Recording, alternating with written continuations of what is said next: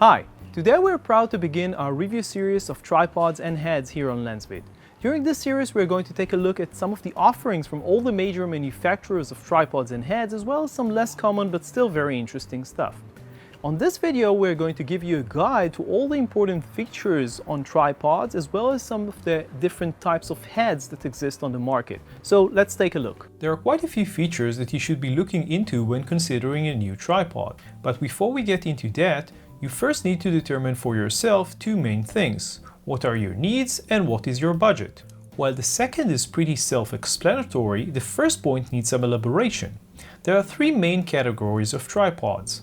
Travel tripods, which are usually very lightweight and compact and designed to be operated outdoors. Studio tripods, which are much more robust, tall, and typically less compact. And finally, you have the all-around tripods, which are somewhere in between. If you intend to buy a tripod, you need to figure out which of those fits your needs.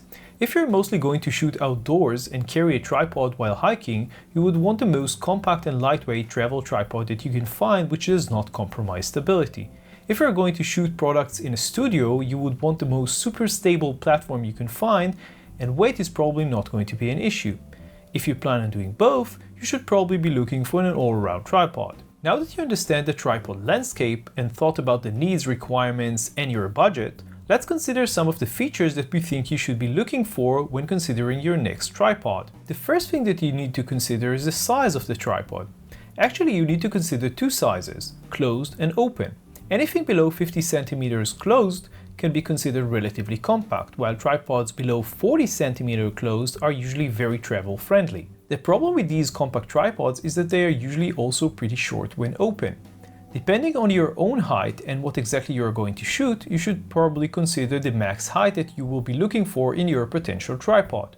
For us, anything below 140 centimeters without the head simply won't work. If you're taller, you should probably consider a higher tripod. Of course, having a tripod that can go up to 180 or even over 2 meters can be important for studio work or in case you plan to shoot from very high up downwards. The other side of the coin is how low can the tripod go.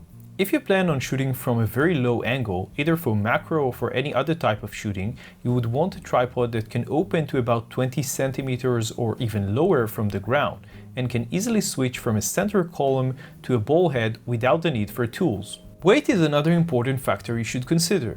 Anything between 1 and 2 kilograms is lightweight enough for travel, and anything above 2 or 3 kilograms can be considered more robust studio tripod. Since stability is a key factor for any tripod, having a heavier tripod will usually signify a more stable platform. Of course, when it comes to the weight of your tripod, you have to choose for yourself if the cost and portability is something that you are willing to live with. Metals like aluminum and even wood was, and still are, used to build tripods, but in the past decade or two we started seeing more and more carbon fiber tripods. You can usually recognize them by the special pattern they have on the legs. Carbon fiber is strong and light, but it's usually more expensive than aluminum. Carbon fiber can be great when you want something light for travel, but if you need a very heavy-duty and stable studio tripod, this might actually be a downside. Online, you can also find some claims that aluminum is more durable than carbon fiber, and on the other hand that carbon fiber transfers less vibration than aluminum. However, we have yet to see evidence for these claims ourselves. Not all carbon fiber tripods are born equal. Some have more layers, 6, 8 and in some rare cases even 10 layers, which, at least on paper, should make them stronger. However, the number of layers is not the only criteria for how strong a tripod really is. The quality of the carbon fiber and the quality and method of manufacturing plays an even bigger role here, so keep this in mind. As a side note, it's worth mentioning that recently Gitsu came up with a basalt fiber tube for tripods. These are supposed to be a cheaper alternative for carbon fiber tripods and are still fairly new to the market. However, at this point, carbon fiber tripods still have the upper hand. The legs are the main part of the tripod. They are divided into sections, which can be opened and closed quickly using locks. We shall talk about both these features in a second. However, you do need to be aware of the thickness of the leg. The thicker the leg, the more stability you're likely to get. It is also important to check the thickness of the nearest leg sections of the tripod, where the tripod is open all the way down, since, as you know, the tripod is only as good as its weakest link. Tripods typically come at either 3 or 4 sections. Now, typically 3-section tripods are larger, and since they only have 2 locks that you need to open, opening them up is faster. The downside is that for the same maximum height, a 3-section tripod will usually be quite a bit longer when closed down and thus less portable. The more common 4-section tripods will close down to a more portable size, but will typically take you a little bit more time to open and close due to the extra locks. Also, the last section on a 4-section tripod has a smaller diameter, hence less stability. This is why most travel tripods have 4 sections, and it is more common to find a studio tripod with 3 sections. There are 2 main locking mechanisms for tripods: flip and twist. There is no right and wrong here, and there are people who prefer both types. Generally speaking, opening a flip lock is faster and can be done with just one hand. However, it is harder to open several of them together like you can with some twist locks, and many of them require a tool to disassemble, which you don't typically need with a twist lock. It's worth mentioning that most high-end manufacturers use twist locks rather than flip locks, so maybe there is something here after all, but of course you should try both and see what feels right for you. If you have any plans on using your tripod outdoors, having spikes at the tips of the tripod legs is a really good idea. Check that the tripod that you are planning to get have them. Small feature but a very helpful one is a tiny hook typically below the central column. This hook can hold a sandbag, a bottle of water or 2 in a bag, or even a camera bag if the tripod is high enough, adding weight and stability in windy conditions. Most tripods have them, but not all, so make sure that you get one with a hook. Finally, we have a few more specialized features which might be important for some and a nice bonus for others. This feature exists in quite a few modern tripods, especially travel tripods, and is the ability to turn one of the tripod legs into a monopod. This can actually save you money if you need a monopod, but just remember to check how easy it is to connect and disconnect the leg.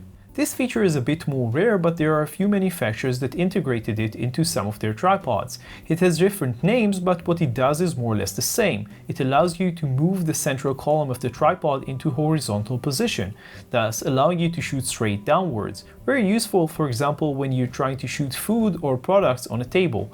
Note that there are also accessories that can perform the same functionality, and we are going to look at one of them in a review here shortly. Some heavy-duty tripods come with a crank for the center column.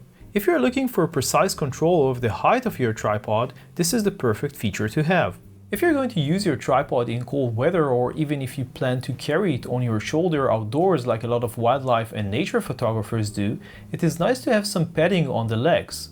Some tripods come with one or more of the legs covered in foam, but always remember that you can buy a dedicated tripod leg foam covers, or even make a DIY foam cover for your tripod using pipe insulation for a few dollars if you really want to save some money. Some tripods come with a built-in spirit level. This is a nice addition, but since most heads have bubble level as well, and many cameras today have digital leveling features, it really isn't that important. Finally, if you plan on doing a lot of shooting near or actually in water, for example shoreline landscape photography when your tripod needs to be partially submerged for long periods of time, you might want to look at tripods which are designed to work in water.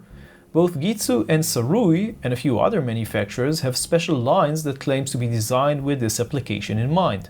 Besides all these things, our biggest suggestion to you is that you physically try the tripod that you want to buy yourself, either in a store or, if you can, borrow one from a friend. You might realize that it is or isn't what you were looking for just by trying it out, something that you can't really do when looking online. Before we wrap things up, I would like to say a few words about heads.